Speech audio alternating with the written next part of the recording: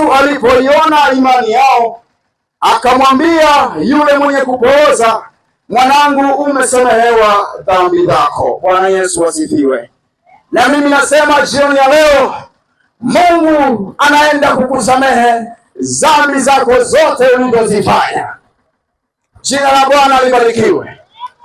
Haya ni maneno ya Yesu Kristo baada ya kuingia Kapernaumu. Na watu wa mji ule waliposikia ya kwamba ameshaingia Kapernaumu, watu walikusanyika wengi, nao wakamsogelea ili wasikie yale Yesu akisema nao. Makutano ya watu wengi waliokusanyika, baada ya makusanyiko kusikia ya kwamba Yesu ameshaingia Kapernaumu. Bwana Yesu asifiwe. Waliposikia kwamba Yesu ameshaingia Kapernaumu, jambo la kwanza, watu wa mji ule walisogea ili wasikie kile ambacho Yesu anazungumza nao. Kwa jioni ya leo, unaposikia sauti hii, ni kwa zile tu unaweza ukasogea kwenye viwanja hivi ili usikie haya maneno ambayo Mungu ameyaweka ndani, na mimi sasa kama mwakilishaji, ili usikie kile ambacho Mungu anasema na maisha yako jioni ya leo. Huyu mwanamke, huyu mgonjwa ambaye alikuwa hawezi, maana alishikwa na ugonjwa wa kupooza, naye alikuwa hawezi kufanya kitu chochote, maana mwili wake ulikuwa umedhoofika, naye alikuwa hawezi kusimama, alikuwa hawezi kufanya kitu chochote. Nisikilize, baada ya hapo kusikia ya kwamba Yesu ameshaingia, nao wakamchukua yule mgonjwa ambaye alikuwa hawezi, wakamsogeza, wakamleta pale ambako Yesu anafanya mkutano na watu wamekusanyika kwa ajili ya kumsikiliza. Baada ya kumfikisha yule mgonjwa, maana mkutano ulikuwa na watu wengi, nao hawakupata nafasi ya kuweza kumpenyeza, kumfikisha mahali ambako Yesu amesimama. Bwana Yesu asifiwe. Haleluya. Baada ya kuona kwamba hawawezi, kwa sababu mkutano wa watu wengi ulikuwa mkubwa sana, watu walikuwa wengi sana, nao wakashindwa. Baada ya kushindwa, wakatoboa juu ya dari ili wampitishe, ili naye Yesu aweze kumponya. Bwana Yesu asifiwe. Haleluya, haleluya.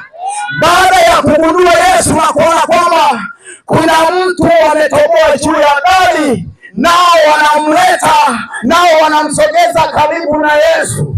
Yesu akashangazwa na jambo hilo, akajiuliza ni nani kubwa kiasi gani watu hawa wameweza kufanya jambo kama hili. Bwana Yesu asifiwe. Haleluya, haleluya. Leo hii kuna watu wengi wana magonjwa, leo hii watu wengi wana shida, lakini shida zao hawajajua mahali pa kuzipeleka. Leo hii watu wengi wana maumivu, lakini hawajajua sehemu sahihi ya kwamba uponyaji unapatikana mahali gani. Bwana Yesu asifiwe.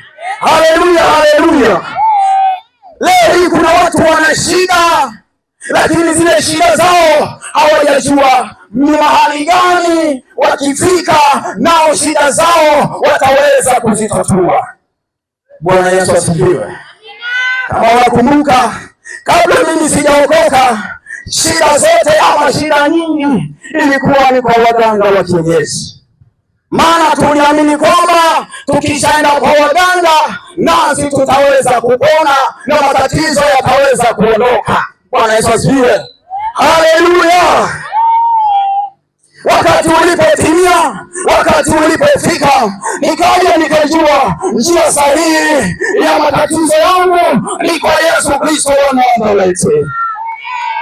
Kama huyu mwanamke ambaye alikuwa amedhoofika, alikuwa hajiwezi, viungo vya mwili wake vilikuwa vimedhoofika, baada ya kusikia akaona sehemu sahihi kabisa ya kuweza kupata uponyaji ni kwa huyu Yesu aliyeingia leo. Na mimi nataka nikwambie, Sehemu ya matatizo yako ama shida zako zilete leo kwa Yesu, naye atakusamehe, naye atakuponya. Utaondoka mahali hapa ukiwa mzima bila shida yoyote. Bwana Yesu asifiwe sana. Haleluya, haleluya. Kuna watu leo, nataka nikwambie, wamefungwa maisha yao, lakini wanatembea kana kwamba hawajui wamefungwa maisha yao.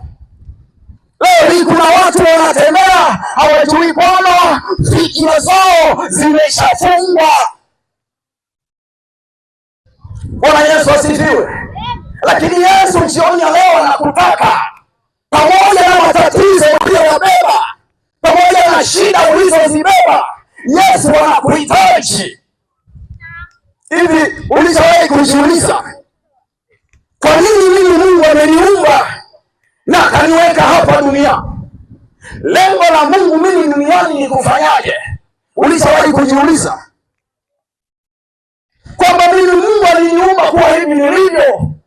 Lengo na mpango wake ilikuwa ni nyinyi niumbe niwepo duniani ili nifanyaje?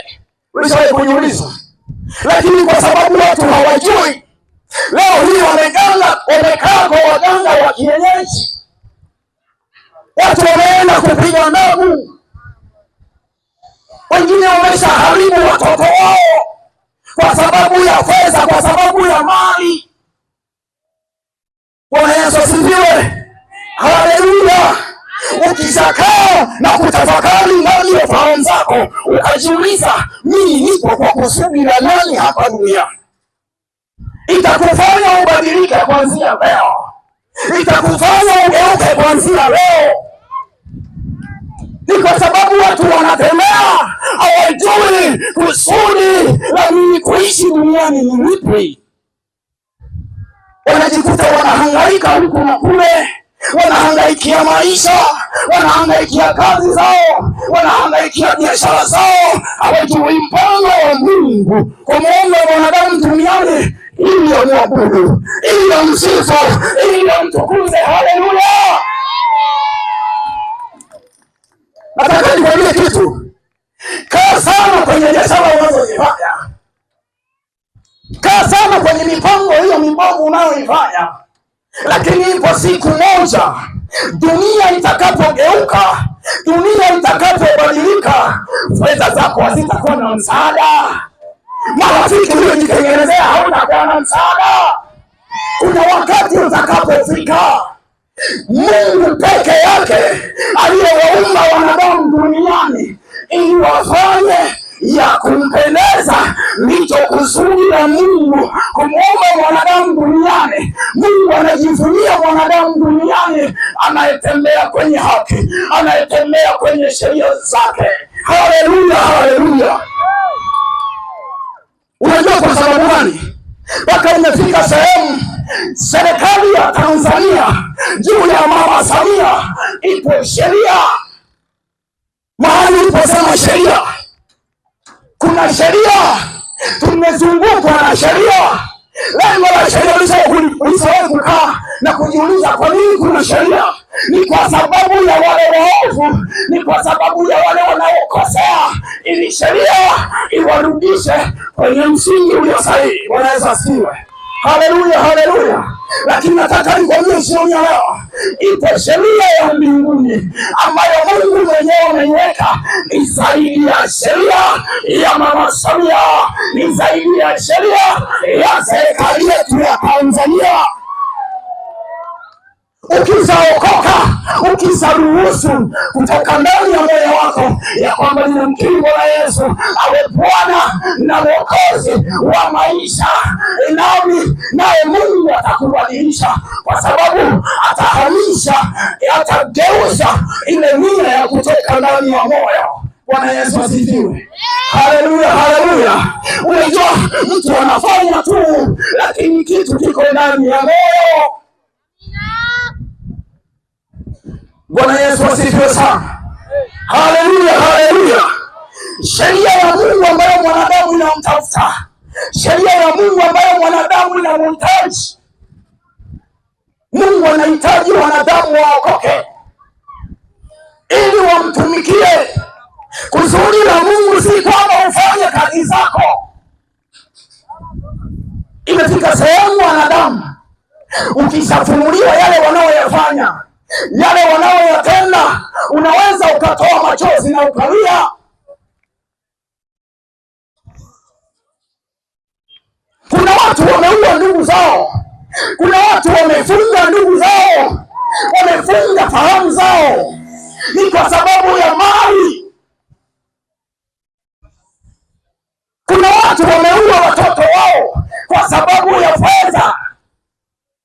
Haujui ya kwamba mwanadamu duniani ni kwa muda.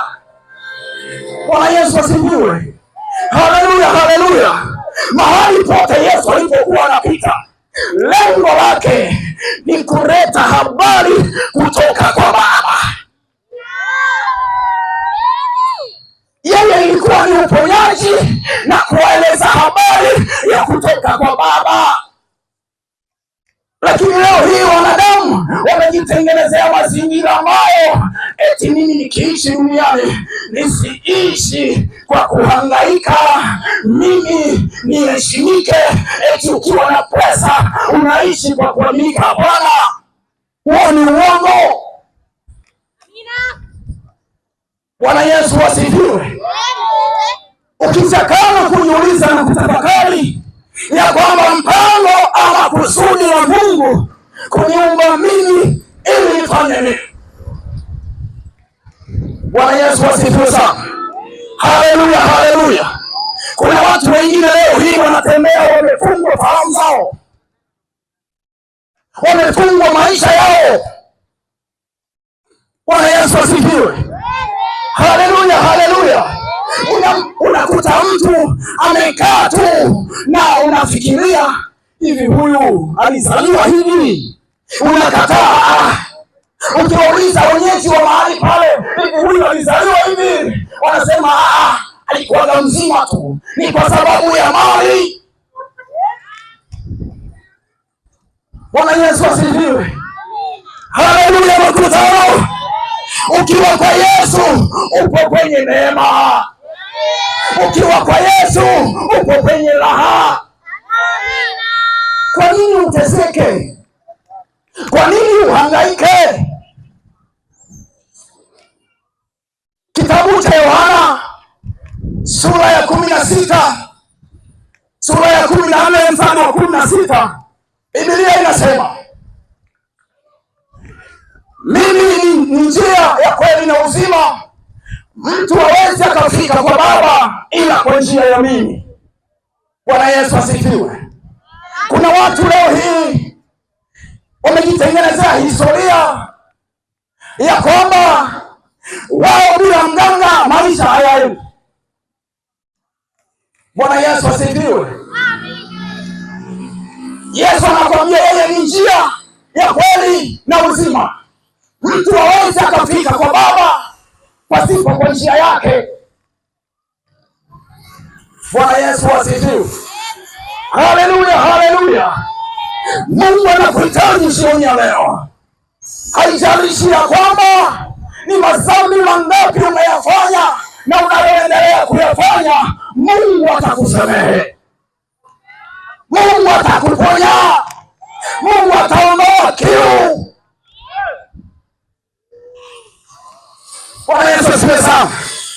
Haleluya, haleluya. Hapa duniani hakuna njia yoyote ya kuweza kufika kwa Baba wa mbinguni pasipo kwa njia ya Yesu Kristo. Yaani habari nyingine tutadanganya. Bwana Yesu asifiwe sana. Haleluya, haleluya. Kuna watu wanatembea wamechoka, na ukiangalia wana maisha walio nayo ni kama wana hela lakini wamechoka. Unajua kwa sababu gani? Unajua kwa sababu gani? Kuna watu leo hii hata yeye binafsi akishakaa na kutafakari, machozi yanaweza yakamtoka, kwa sababu idadi ya watu walioua duniani ni wengi. Kuna damu za watu zinamlilia